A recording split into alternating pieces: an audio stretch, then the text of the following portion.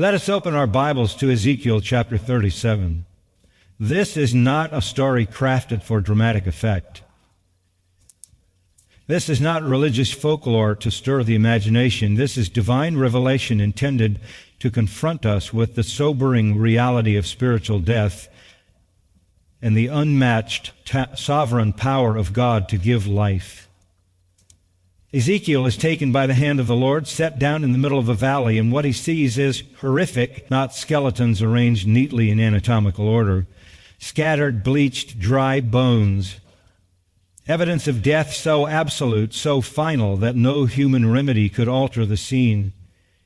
It is the picture of hopelessness, of helplessness, of total inability, and it is the picture God uses to describe the condition of Israel, and by extension, every unregenerate human soul. The question God asks is piercing. Son of man, can these bones live? Human logic would say no. Human effort certainly cannot revive them.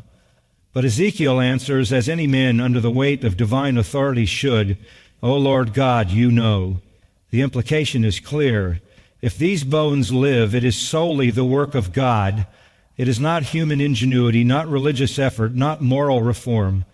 It is divine resurrection, or it is nothing. Then comes the command that sounds foolish to the natural mind. Prophesy over these bones and say to them, O dry bones, hear the word of the Lord. Preach to bones, declare truth to the dead. Who does that? God does. This is God's method. He does not rescue sinners through entertainment, psychology, or political reform. He speaks, his word goes forth, and by that word life comes to the dead. As Ezekiel obeys and speaks, the bones rattle. They come together. Sinews, flesh, skin, structure forms. But still, there is no life. The form is there, but not the substance. That is the tragedy of much of modern religion. People may be assembled, institutions may be established, traditions may be upheld, but without the Spirit of God there is no life. It is not until the breath of the Spirit of God enters them that they truly live. This is regeneration. This is the supernatural work of God alone, where He breathes life into the dead soul. Understand, this is not poetry. This is God's explanation of spiritual reality. Israel at the time was exiled, broken, scattered like bones across the valley of history. But God had not abandoned them. His covenant still stood. His promises were unshaken. And He declares, Behold, I will open your graves, O my people. This is God's guarantee that Israel's story is not over. There is coming a day in real history when the nation will be restored spiritually and physically under the reign of Christ in His millennial kingdom. This is not symbolic replacement theology. This is literal fulfillment of God's word to His chosen people. But this is not confined to Israel alone. The New Testament applies this same reality to every sinner who comes to faith in Christ. Paul writes in Ephesians chapter 2, And you were dead in your trespasses and sins. That is the human condition apart from Christ. Dead, capable, unresponsive, helpless. Salvation is not a cooperative effort. It is not a spiritual makeover. It is not moral rehabilitation. It is resurrection from spiritual death by the sovereign grace of God. So let me ask you, have you been raised? Has the Spirit of God breathed life into your soul? Or are you simply religious flesh wrapped around spiritual death? You may have the structure, you may attend church, recite prayers, know the creeds, but without the Spirit giving life, you remain in the valley of dry bones, and only God can call you out. But take heart. The same God who spoke through Ezekiel is still speaking today. His word still goes forth. His gospel still has power.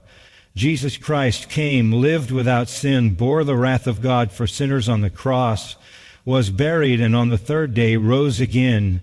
That is the great declaration of God's victory over death and physical death, eternal death.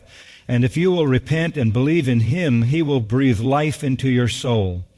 You will not simply be reformed, you will be resurrected, spiritually alive, indwelt by His Spirit, secure in His promise.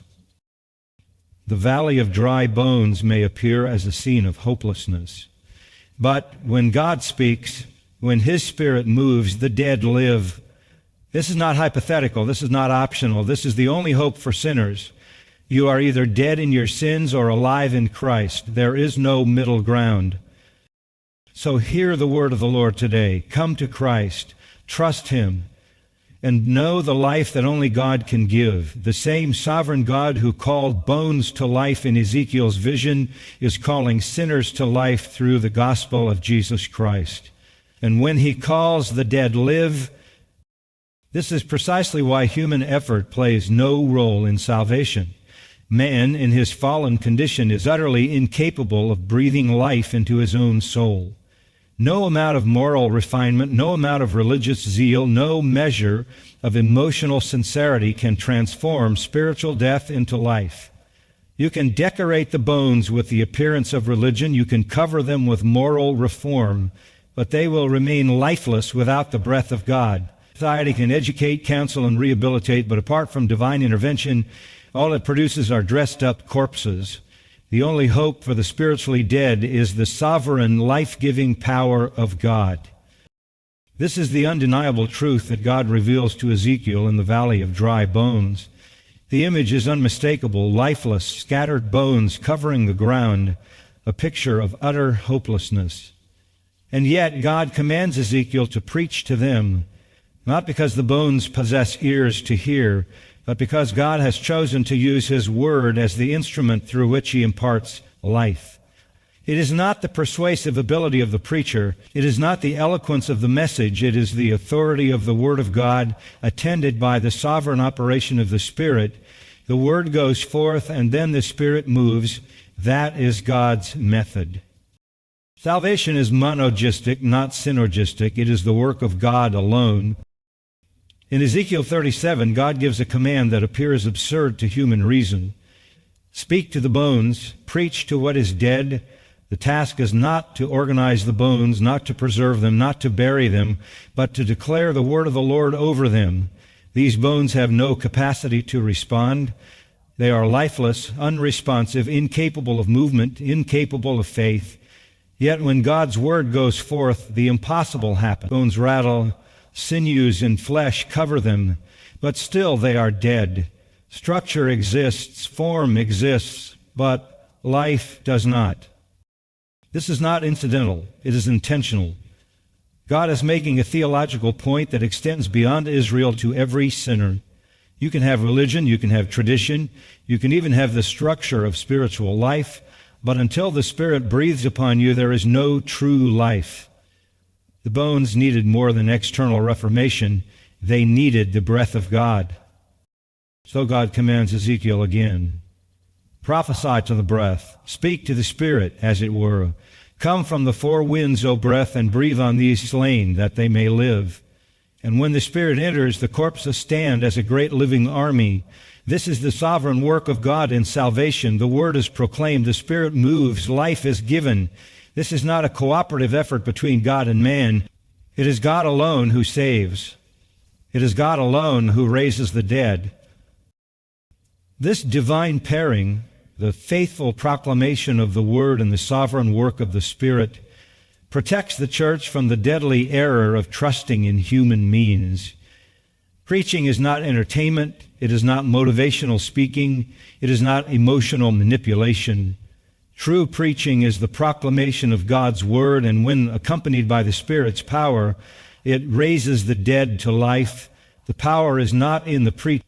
It is not in clever illustrations or polished rhetoric. It is in the Word of God applied by the Spirit of God. But we must not miss the primary context of Ezekiel's vision. This is not merely an allegory for personal salvation. This is a literal eschatological promise to the nation of Israel. God makes that abundantly clear in verse 11, Son of man, these bones are the whole house of Israel. Israel had been scattered, exiled, seemingly abandoned. From a human perspective, they were finished. But God's promises had not failed. His covenant with Abraham, Isaac, Jacob, and David still stood. And this vision guarantees that God's purpose for Israel will be fulfilled.